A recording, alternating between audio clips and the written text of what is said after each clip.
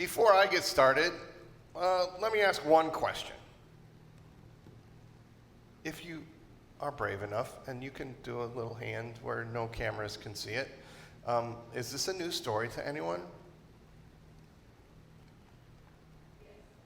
New to you? Okay. So let's test this another way. Is this a story that you've heard before? Okay. One of these days, I'm going to convince you all to raise hands and say words and participate. It'll be a process. It's okay. I promise nobody bites. All right, it is a familiar story. And one of the problems with a familiar story is that sometimes you just hear it and you hear it and you hear it, and then you start to not hear it anymore. And then when you don't hear it anymore, suddenly someone comes along and they start to imprint upon your hearing an interpretation of what you're hearing. And because you don't hear it anymore, you just receive that over and over again until somehow the original story somehow becomes this thing in your mind that you think it is, that it didn't start out being. I think this is one of those stories. And I think the one who comes along and reinterprets the story for us is empire. You will get used to me speaking a lot of the difference between empire and kingdom. Of course, we know that when Jesus walked the earth, there was an empire on the earth called Rome. But there are empires, aren't there, over the years? Sometimes you're under the thumb of an empire. Sometimes you are the empire. Just like sometimes you're the windshield and sometimes you're the bug.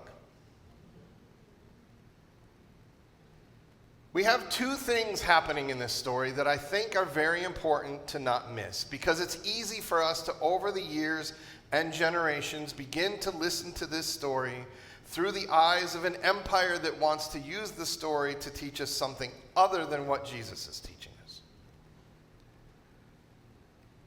Here are the two things that I would like you to notice in this story.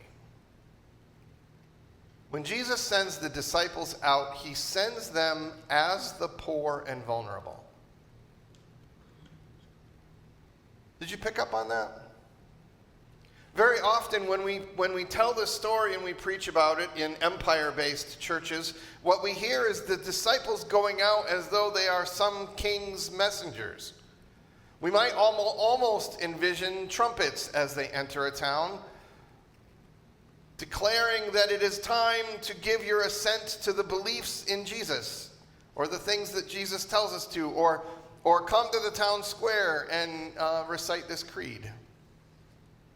It feels like in many years, in many churches, I have often heard this story sort of told in that way. But if you hear the words of the way that Jesus sent them out, he said, don't take any money with you. Don't take an extra cloak. Don't take extra sandals. I think quite literally Jesus sent them out as the guy on the corner at the stoplight with a sign. The beggar. The panhandler.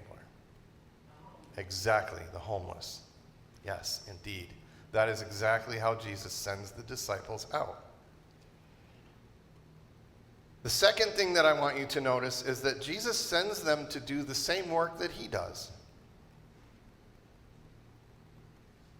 Proclaim the nearness of the kingdom. What does proclaiming the nearness of the kingdom look like? Remember a few weeks ago when I said words are important?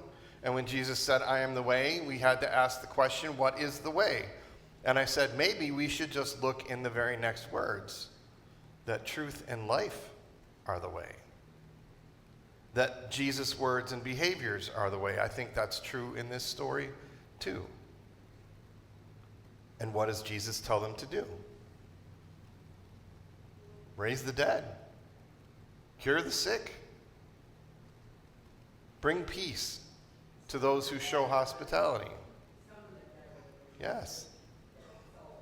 Yes, indeed. I appreciated commentator Danny Zacharias, who is the Associate Dean and Professor of New Testament Studies at Acadia Divinity College.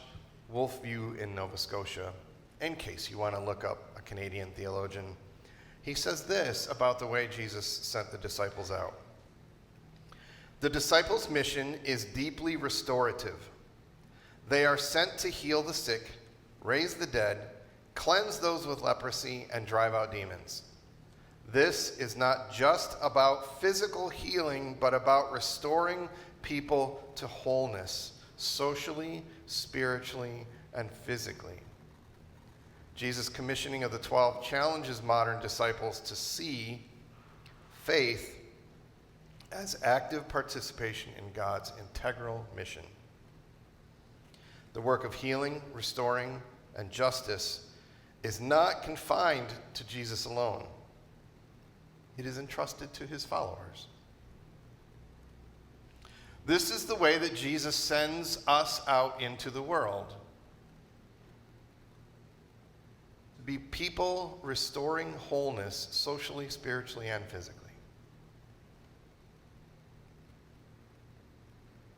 But often in our world today, I don't know about you, and maybe you don't tend to hang out in the same circles that people who obsess over this stuff do, but I hear over and over and over again condemnation or criticism, and people, there are tribes, whole tribes of Christians, denominations, if you maybe a more appropriate word, who consider it suspicious or outright condemn any gospel work that focuses on healing and justice, and they call it, have you ever heard this?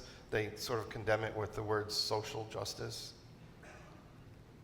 And they declare that it is somehow disconnected from the proclamation of the good news. But this is not what Jesus does, is it? This is not how Jesus sends them out. Fishers of men, and to go into all the villages around and to proclaim the nearness of the kingdom. And the nearness of the kingdom is manifested how? In healing, in restoration. Remember last week when we talked about the woman with the flow of blood for 11 or 12 years, that what Jesus did, it wasn't good enough to just have her touch the fringe of his robe and to be physically healed, but he actually drew attention to her and declared her clean and restored. And why did he do that? Because he needed to restore her back into community. And that community is a big part of what we do as Christians and Jesus followers.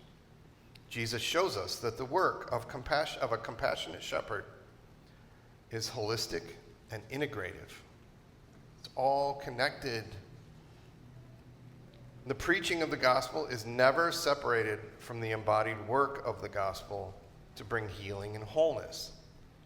Physically, spiritually, mentally, socially, all of these acts of restoration into community and into dignity and value and worth.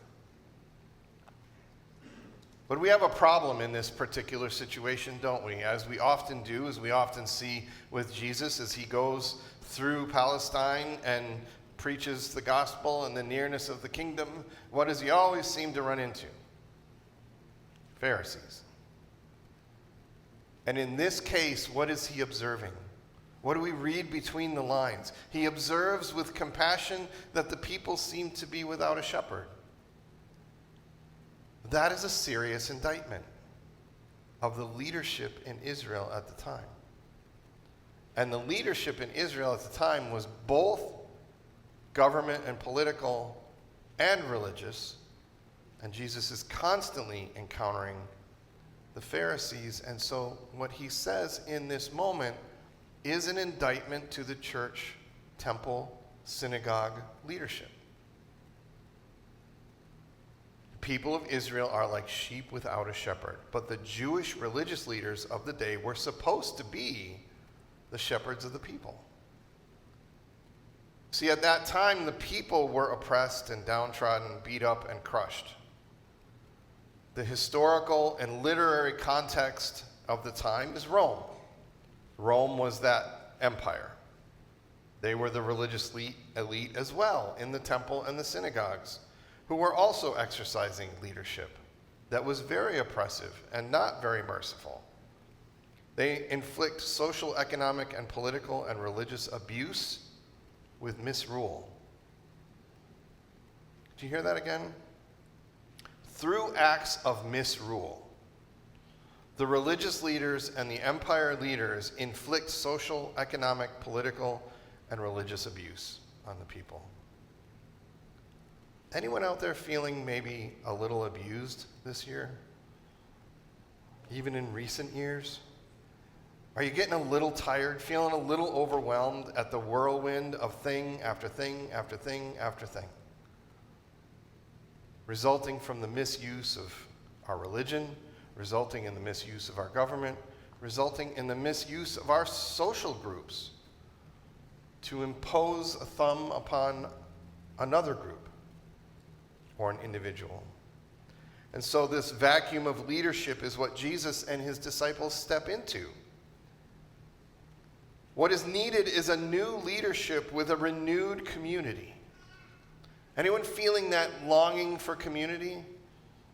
We've got it good here because we get together on Sunday mornings and we know names and faces, and we maybe don't have to feel quite so alone as those sheep out there who don't have a shepherd, who might be feeling oppressed and misused and abused without a community around them.